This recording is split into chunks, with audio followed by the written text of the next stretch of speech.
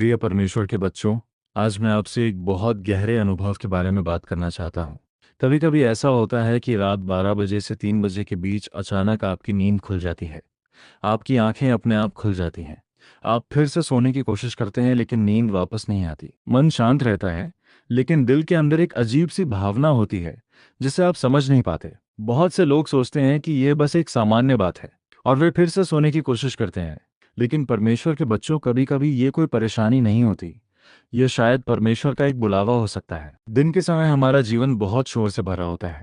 काम, परिवार, जिम्मेदारियां, चिंताएं और अनगिनत विचार।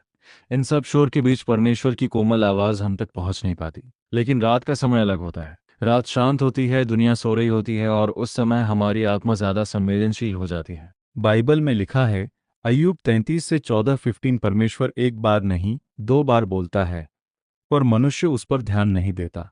वह स्वप्नों और रात के दर्शन में बोलता है। परमेश्वर बोलते हैं, लेकिन कई बार हम सुन नहीं पाते। शायद वो पल जब आप अचानक जाग गए, वह वही क्षण हो सकता है जब परमेश्वर आपका ध्यान अपनी ओर खींच रहे थे। भजन संहिता 63 में दाऊद कहते हैं, मैं अपने बिस्तर पर तुझे स्मरण करता हूँ और रात के पहरों में तेरा ध्यान करता हूँ। दाऊद ने रात को डर का समय नहीं बनाया, उन्होंने उसे परमेश्वर के साथ निकटता का समय बना लिया। लेकिन हम क्या करते हैं?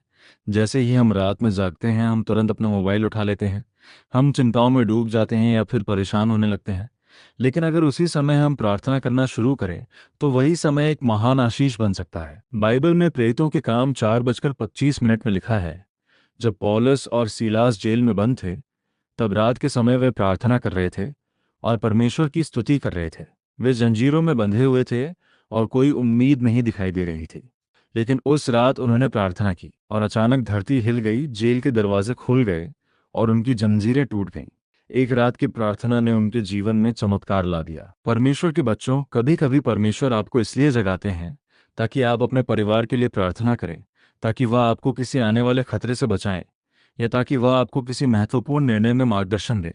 यीशु ने कहा, मत्ती 26 से 41, जागते रहो और प्रार्थना करते रहो। लेकिन हमें संतुलन भी रखना चाहिए। हर बार रात में जागना कोई आत्मिक कारण ही हो, यह जरूरी नहीं है। कभी कभी तनाव, थकान या स्वास्थ्य की वजह से भी नींद टूट सकती है। इसलिए डरने की जरूरत नहीं है, क्योंकि परमेश्वर भय के परमेश्वर नहीं है। लेकिन अगर आप उस पल को परमेश्वर को समर्पित कर दें तो वह पल कभी व्यर्थ नहीं जाएगा। अगली बार जब आप अचानक रात में जागें तो धीरे से कहिए, हे प्रभु, मैं जाग रहा हूँ। अगर आप मुझसे कुछ कहना चाहते हैं तो मैं सुनने के लिए तैयार हूँ। मेरे परिवार की रक्षा कीजिए, मेरे मन को शांति दीजिए और मेरे जीवन का मार्गदर्शन कीजिए। याद रखिए, उस शांत रात में कही गई एक छोटी सी प्रार्थना भी आपके जीवन में एक बड़ा परिवर्तन ला सकती है।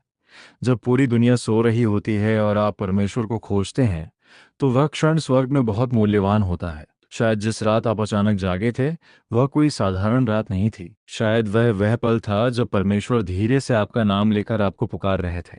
इसलिए परमेश्वर के बच्चों, रात की शांति से मत डरिए। अगर आप जाग रहे हैं तो प्रार्थना कीजिए और सुनिए, क्योंकि परमेश्वर आपके साथ है। Jesus,